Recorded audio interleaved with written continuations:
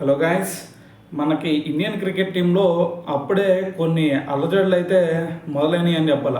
ఎందుకంటే మనకి ఆల్రెడీ అంతకుముందు ఓడిఐస్లో చూసుకుంటే శ్రీలంక మీద మన వాళ్ళు ఓడిఐ సిరీస్ ఓడిపోయారు. దాని తర్వాత మళ్ళీ న్యూజిలాండ్ మీద మన ఇండియాలో చూసుకుంటే వైట్ వాష్ అయ్యాం. సో ఇప్పుడు మళ్ళీ బోర్డర్ గవాస్కర్ ట్రోఫీలో వచ్చేసరికి 2-1తో వెనకబడి ఉన్నాం. మరి ఇటువంటి సినారియోలో మరి గౌతమ్ గంభీర్ కోచింగ్ మీద, దాని తర్వాత అతన్ని తప్పించాలి అని చెప్పేసి కూడా బీసీఐ చూస్తున్నట్టు మనకైతే ఒక న్యూస్ వచ్చింది. అయితే దాంతోపాటు మరి దీని అంతటికి రీజన్ ఏందా అంటే వాళ్ళ సపోర్టింగ్ స్టాఫ్, అలాగే మరి గౌతమ్ గంభీర్కి అలాగే మన ఇండియన్ క్రికెట్ టీం ప్లేయర్స్కి మధ్య కొంచెం వాగ్వాదం ఉన్నట్టు మరి కొంత న్యూస్ అయితే వచ్చింది. సో దీనికోసం అని చెప్పేసి గౌతమ్ గంభీర్ని పక్కన పెట్టేయాలి అని చెప్పేసి వాళ్ళు బీసీఐ నిర్ణయించుకున్నట్టు ఒక న్యూస్ అయితే వచ్చింది.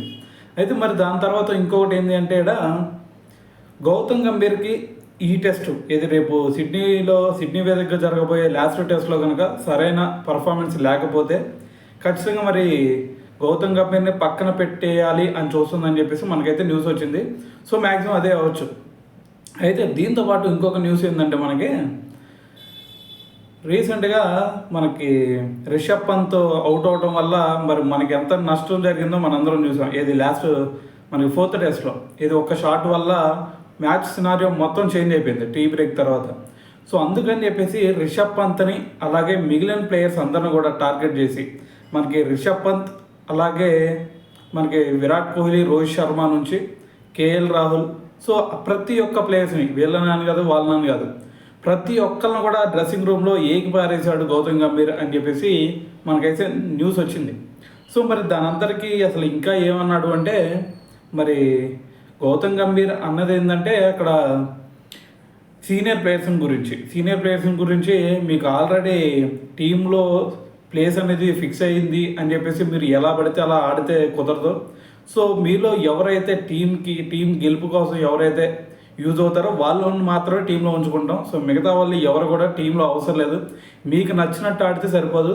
సో టీంకి యూజ్ అయ్యేటట్టుగా మీరు ఆడితే మాత్రమే టీంలో ఉంటారు అని చెప్పేసి కూడా మాట్లాడటం జరిగిందంట. దాని తర్వాత రిషబ్ పంత్ని, అందరికంటే ముఖ్యంగా రిషబ్ పంత్ని ఉద్దేశించి సో నువ్వు ఏ షాట్లు పడితే ఆ షాట్లు ఆడటానికి అయితే వీల్లేదు.